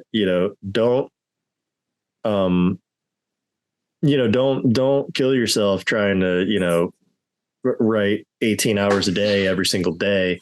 But just saying, put in the work, and like, don't let yourself off the hook too easy. Cause that's a huge part of it. It's just like, put your butt in the chair and just do the work, even when you don't want to, or you don't feel like it. Cause a lot of times for me, what I've noticed is when I force myself to put my butt in the chair and get started, then I kind of get into it. A lot of times it's just sitting there watching TV and being like, shit, I would love to just do this and just keep doing this. But then when you sit down and start doing the work, you kind of get excited and get in that world, and just like, you just get wrapped up in it. So try to always, stay consistent, work really hard, be authentically you, and try not to compare yourself. It's really, really difficult, especially if like you're on social media and people are posting like contest wins. Yeah. And, I got a manager and blah, blah, blah, which is great, but that's their time to have that. And they've earned it. But try not to compare yourself too much, because we're all on our own journey. Yeah. So I would say that's a really important thing. Learn to take notes well. Don't be one of those people who is like, it's my vision and it has to be my way and blah, blah, blah. Cause a lot of times those outside voices are going to strengthen your work. That would basically be it. And just, be cool to people, man. Be nice, be chill and kind and humble. And, again, don't be like the people who are just leeches. Try to form genuine friendships with people, and it's going to take you a lot farther. Yeah. Yeah. Yeah. And I'd say it's a long road, right? I mean, try not to get discouraged, right? Totally. Yeah. Cool. Well, I really enjoyed talking and interviewing you today, Andy. I thank you so much for having me on to do this, Dude, to host. Thank you for doing it, man. I hope that people enjoy it, because it definitely feels weird putting out my episode on my podcast. But no, I hope people get a kick out of it, and I had fun answering those questions for once, being on the other side. So no, this is a good call. This is a good episode for people to hear, and it's a good time of the year to put it out too. So. Yeah, Christmas time. My episode's the biggest gift of the year. Yeah. I'm doing everything in the most narcissistic way I possibly could. Yeah, here's my gift. Me talking about myself. Yeah, man. No, I appreciate you doing it, and it's been fun. Yeah. So congrats again for 2 years strong doing the pod. Yeah. And within the screenwriting world, I think another congratulations is good job sticking with it, dude. It's fucking hard. It's heartbreaking. Yeah. So yeah, thank you, man. Great work, man. Like like guys like Andy, he's a great dude and he's genuine. And, you know, you don't meet a lot of people who are striving and working hard and have a work ethic like Andy does, you know, even in the midst of like what he was saying, you know, having a hard time focusing and shit like that. This dude's out here really trying to do something special with himself, but also provide this podcast to be like a beacon of light for all of us. So thanks, dude. All right, we got to cut it off, dude. You know, my ego is getting big. Sounds good. Seriously, Sounds good. Thank you so much. I really appreciate that. I'm trying out here, and I'm, you know, rooting for everybody. Hell yeah, dude. No, I believe it. All right, y'all. Episode 38 is in the books. I want to thank Gabe Braxton for coming on and being a guest host, and I want to thank me for being interviewed on my own show. If you guys liked what you heard, please say something about it on the internet at Social Writer Pod. Tag us up. Say something cool that Gabe said. Say something dumb that I said. Whatever you want. If you want to donate, I gave instructions at the top of the episode. I think you should remember that. I think you should probably know where you're. But if you want to donate, that would be cool, and I would appreciate it. Man, that's it, guys. I got, you know, some short films coming that me and some friends shot in 2023. It is New Year's Day right now, by the way, January 1st, 2024. Happy New Year to everyone. I should have said that at the top. I'm a fucking idiot. But yeah, Happy New Year to you. And I hope you're off to a good start. Hopefully you guys, you know, got some family time in over the holidays. Maybe you got some writing in, and that would be cool too. But I hope everyone really goes hard at their goals this year. I know I have some pretty big goals. And if you haven't set any goals for yourself, it's not too late. It's only the first day of 366. I know that it's a leap year. And if you didn't know that, now you know. But yeah, you know, it ain't too late to set the goals now. And I think that everyone should go really hard and, you know, try to make 2024 awesome. That's all I got, guys. That's it. Thank you for listening. Thank you for watching. I hope that you'll support. I hope that you'll, oh my God, I'm going to do the YouTuber thing. I hope that you'll like the video. All right. Probably down like there, I think. And I think it's a thumbs up icon. If you like the video, if you don't already subscribe to my channel, please do. Maybe even tell your friends to subscribe to it. This is also the channel where I'll be dropping like short films that I'm, you know, in post with right now. And I hope to do some like really like small sketch comedy stuff. I have like a bunch of really funny friends here in St. Louis who do improv and sketch stuff of their own. And, you know, it'd just be fun to do some little 5-minute sketches, and I'll drop all that here. Future episodes of the podcast are going to drop right here. Any other dumb shit that I want to broadcast out would drop here. So, yeah, please subscribe and like the video. And isn't there something else like a bell icon? You can hit the dinger for the to know. But yeah. Anyway, I'm going to be the biggest YouTuber of all time. So that's going to be great. I appreciate you guys listening and watching. Thank you very much. I'll see you next time. Bye-bye. The Social Screenwriters Podcast. The Social